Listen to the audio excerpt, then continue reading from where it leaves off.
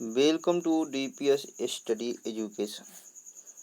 आज मैं बताऊंगा स्क्वायर एंड स्क्वायर रूट का सेकेंड पार्ट। फर्स्ट पार्ट मैंने कल बताया था, आज सेकेंड पार्ट बता रहा हूँ। यदि first part square root and square नहीं देखा है तो जाकर इस वीडियो के डिस्क्रिप्शन में लिंक डाल दूंगा, तो स्क्वायर देख लेना। आज मैं बताऊंगा स्क्वायर रूट। स्क्वायर रूट बताने से पहले कुछ स्क्वायर बता देते हैं, जैसे 11 का स्क्वायर। कितने का स्क्वायर? 11 का स्क्वायर। 11 का स्क्वायर कितना होता है? सभी लोग जानते हो। 11 को गुणा 11 में करेंगे तो आएगा 121। लेकिन यही हम कर दें 111 का वर्ग, तब आप फंस जाएंगे, तो आप नहीं बता पाएंगे। तो कितना हो जाएगा? कुछ नहीं करना है। 111 का वर्ग कितना हो जाएगा?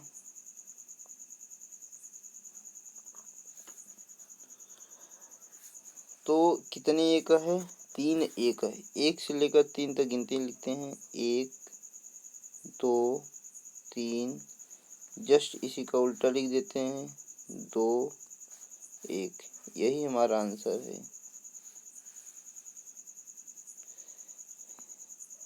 यदि हम 1111 नहीं 1111 का वर्ग निकालते हैं। 1111 का वर्ग निकालेंगे तो कितना होगा? कुछ नहीं। कितने एक है? 4 एक है, तो 4 तक गिनती लिखेंगे। 1 2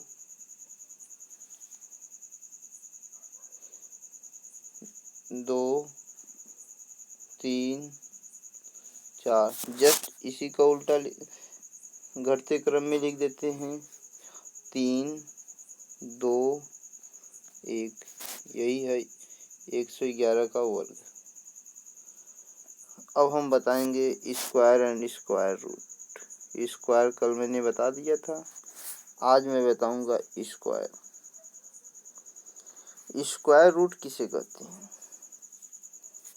सबसे पहले जिसे हिंदी में कहा जाता है वर्गमूल।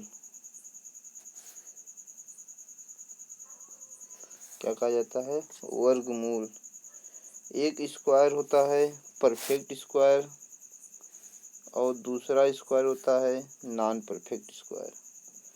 सबसे पहले परफेक्ट स्क्वायर रूट क्या होते हैं और नॉन परफेक्ट स्क्वायर रूट क्या होते हैं? नॉन परफेक्ट स्क्वायर रूट, जैसे 1 का वर्गमूल कितना होता है? 1 ही होगा। और 4 का वर्गमूल 2 होगा। ये परफेक्ट स्क्वायर रूट है। जैसे नॉन परफेक्ट स्क्वायर रूट 0.9, तो 0.9 का स्क्वायर होगा ही नहीं। होगा तो दशमलव में होगा, इसलिए हम नहीं मान्य करते हैं। जैसे 17 का परफेक्ट स्क्वायर रूट नहीं है। अब हम देखते हैं स्क्वायर रूट के नियम। सबसे पहले स्क्वायर रूट निकालने से पहले हमें 1 से लेकर 9 तक का स्क्वायर ज्ञात ही होना चाहिए।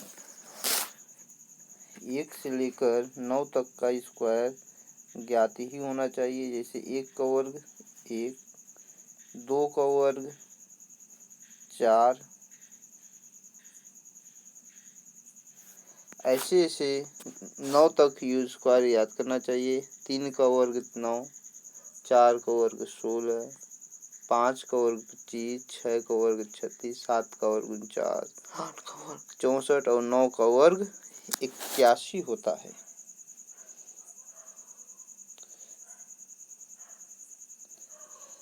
तो स्क्वायर रूट के प्रथम यूनिट डिजिट हमेशा क्या होना चाहिए? देखो, सबसे पहले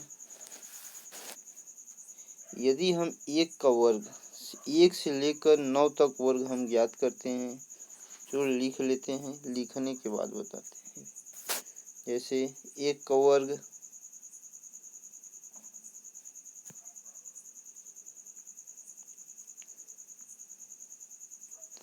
1 का वर्ग कितना होगा? 1 ही होगा। 2 का वर्ग 4 होगा।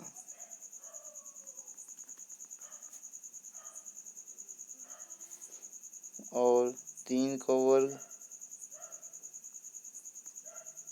9 और 4 का वर्ग 16।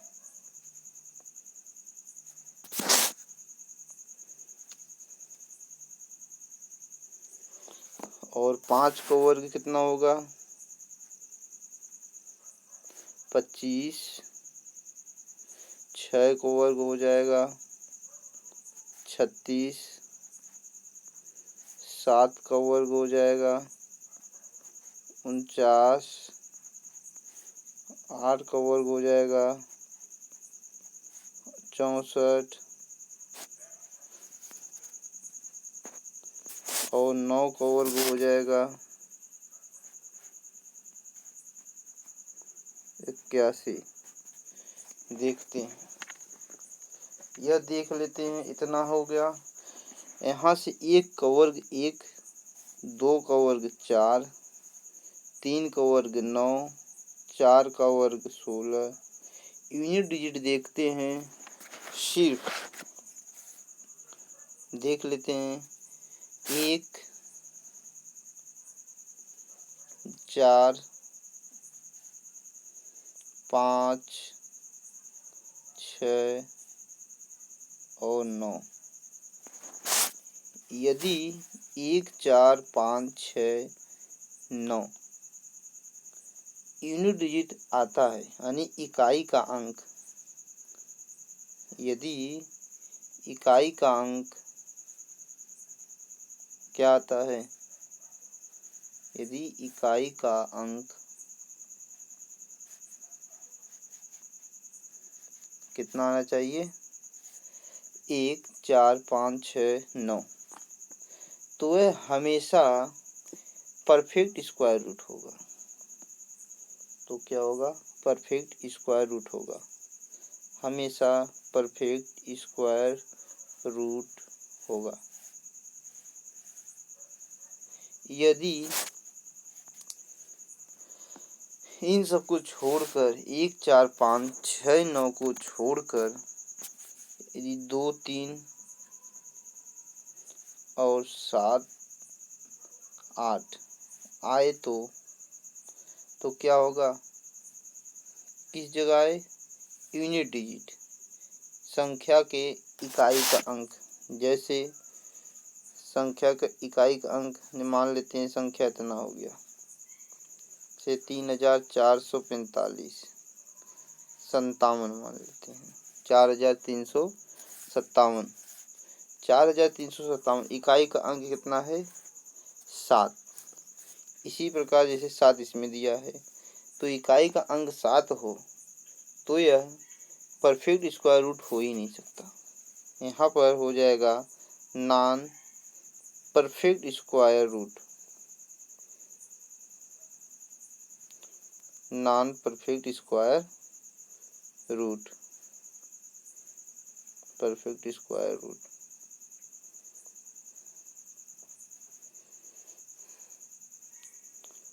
तो इतना हो गया। अब हम ये नियम बता दिए। तो नियम बताने के बाद अब हम निकालते हैं स्क्वायर। जैसे यदि हम इकाई का अंक 1 हो, 1 का वर्गमूल निकालते हैं। यदि किसी संख्या के अंक में यानी इकाई का अंक 1 हो तो इसका वर्गमूल 1 होगा या तो 9 होगा।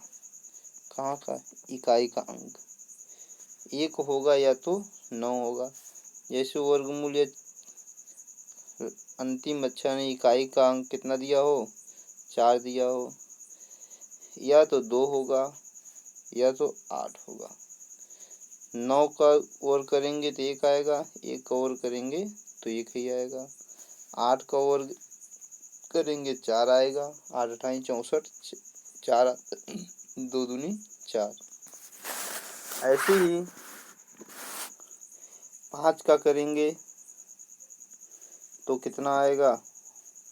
5 का एक ही ऐसा शब्द है तो 5 ही आएगा।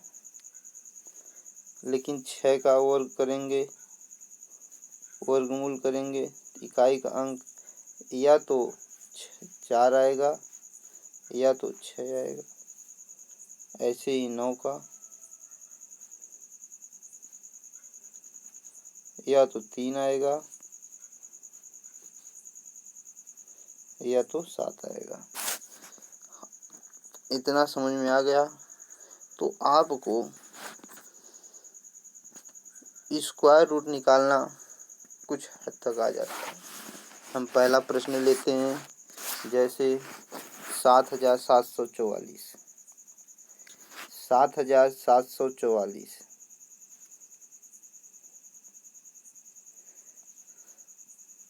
तो 7,744 तो क्या हो जाएगा?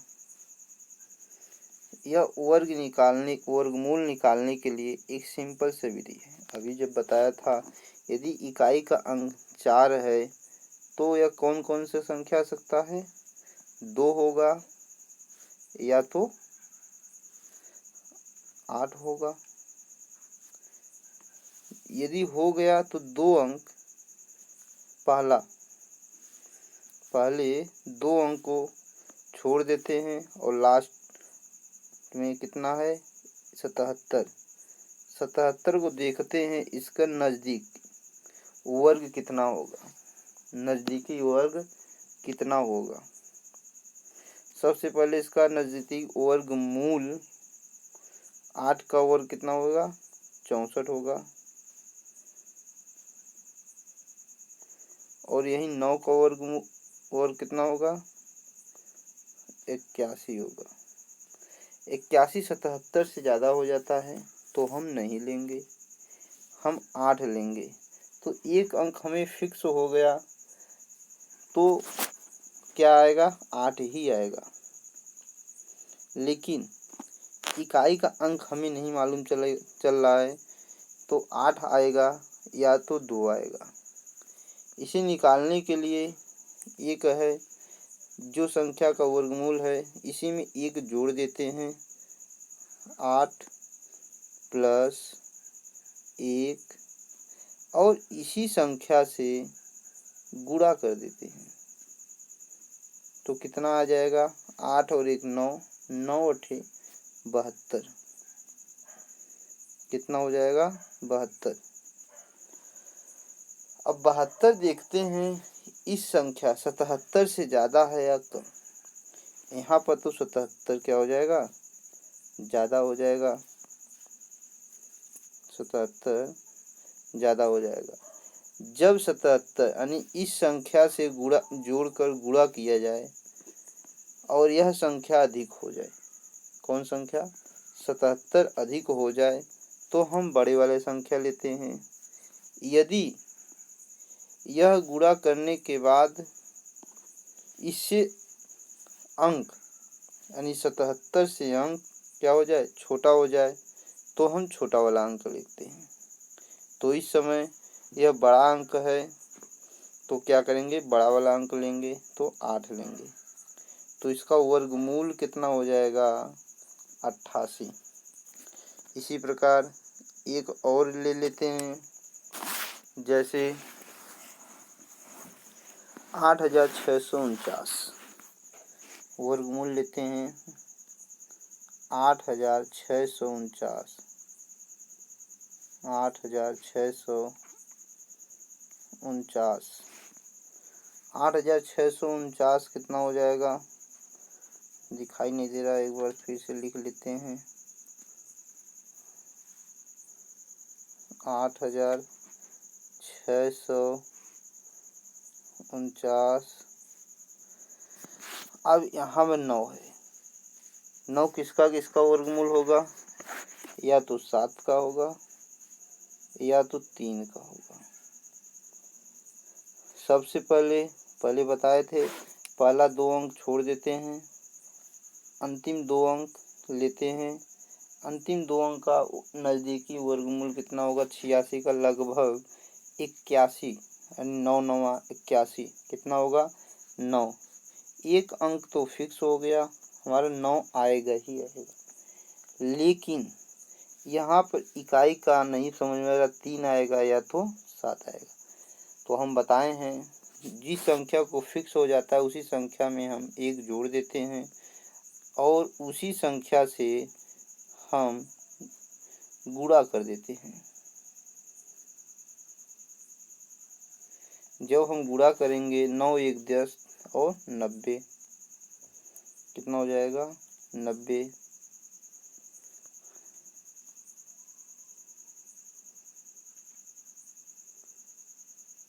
अब 90 कितना होगा, 90 अधिक हो गया, 86 कितना हो गया, कम हो गया। तो जाहिर सी बात है 86 कम है मेरा, तो कम वाला ही अंक लेंगे। कौन सा अंक लेंगे, कम वाला ही अंक लेंगे। कितना हो जाएगा 93। ऐसे ही 2 क्वेश्चन दे रहे हैं, आप होमवर्क में करके दिखाइएगा, यानी कमेंट बॉक्स में दीजिएगा। वर्गमूल 7921, दूसरा 15,376। और हम बताते हैं, यदि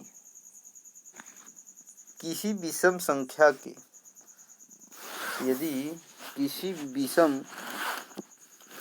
के पीछे यदि कोई विषम संख्या है या कोई विषम शून्य संख्या है, मान लेते हैं जैसे विषम, जैसे कोई संख्या वर्गमूल है 289, कितना वर्गमूल है 289।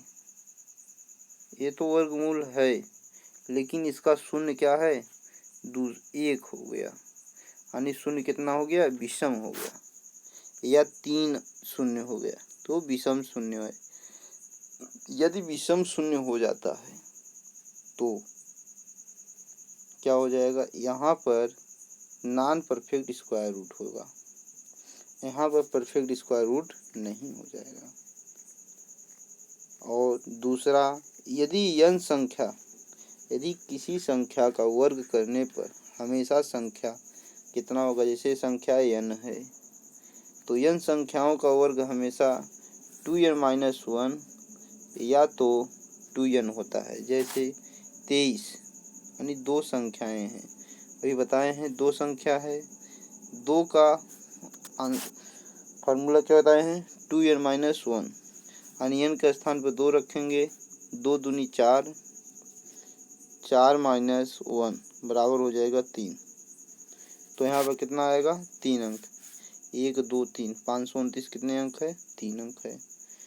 यदि यहाँ पे 49 हो जाता है, बताए हैं 2n होगा, तो 1 2 3 4, 2401 कितने हैं 4 अंक है। तो फार्मूला लागू होता है।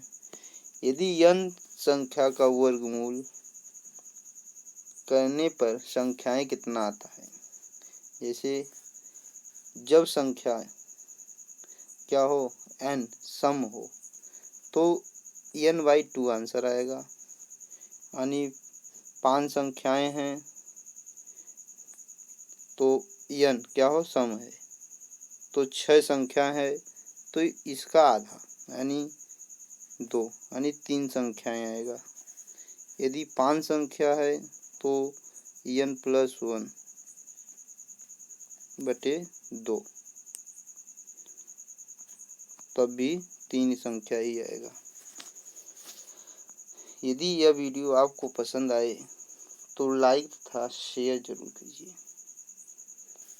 और बेल आइकन जरूर दबा लीजिए ताकि आपको समय समय पे वीडियो मिलता रहे। Thanks for watching,